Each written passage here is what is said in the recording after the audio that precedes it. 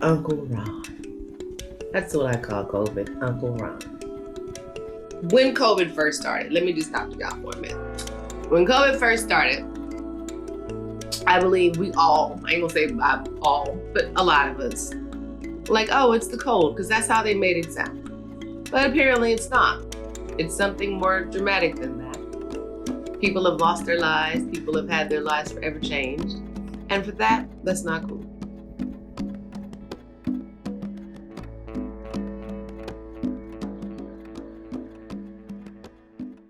I'm Carmen Pellerin, and I work for Fred Finch Youth and Family Services, the Turning Point Program, which is a transitional housing program for 18 to 25-year-olds who are homeless. And we are here to support them to get employment, income to sustain permanent housing once they move out. Our work requires that we be hands-on. It requires that we be here. It requires that we be actually having personal interaction with residents and wearing masks, 6 feet distancing. Naturally, is something that they really don't do. But they also are in their homes, and we are working in their homes.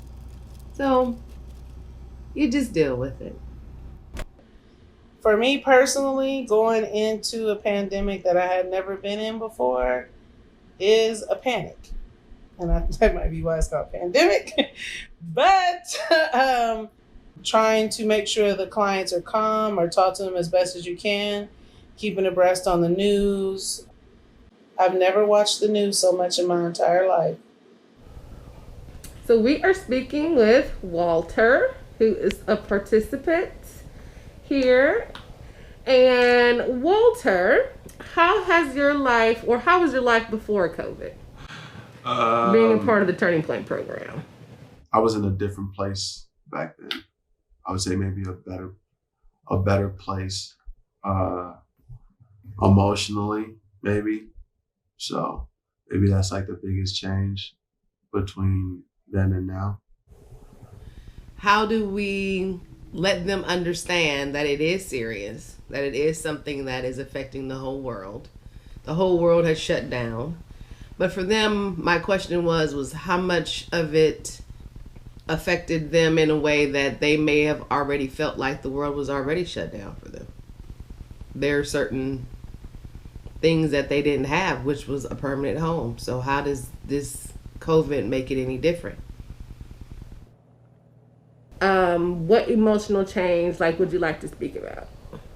Maybe it's just for me and my demographic, there's been a lot of, stuff going on this year in particular. With African Americans in the news, that kind of, you're forced to look at. It's like in years prior, it was possible to hear about it, but it's just like a glimpse. This year, it's kind of like everything's at the forefront and you have to pay attention.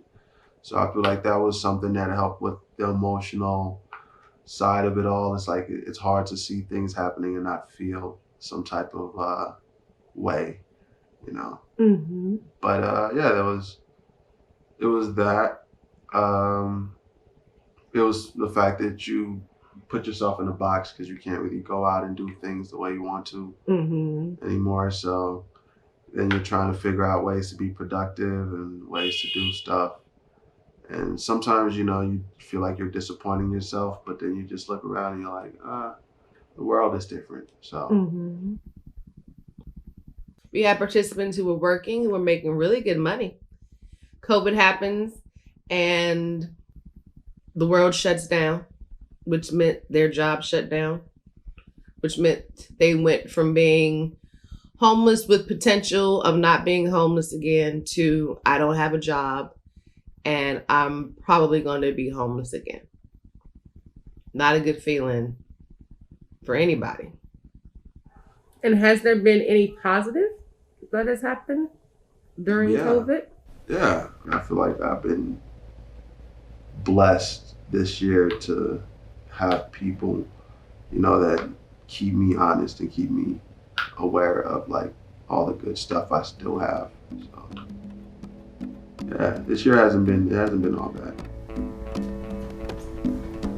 I do want to say At any time you're working with anybody else's children, regardless of what capacity, whether you are in foster homes, group homes, transitional housing programs, shelters, you're giving more than what it is that you may get. And we are taught not to be attached to an outcome. COVID definitely has let us know the future is unpredictable, and you better get ready because you don't know what's coming, baby.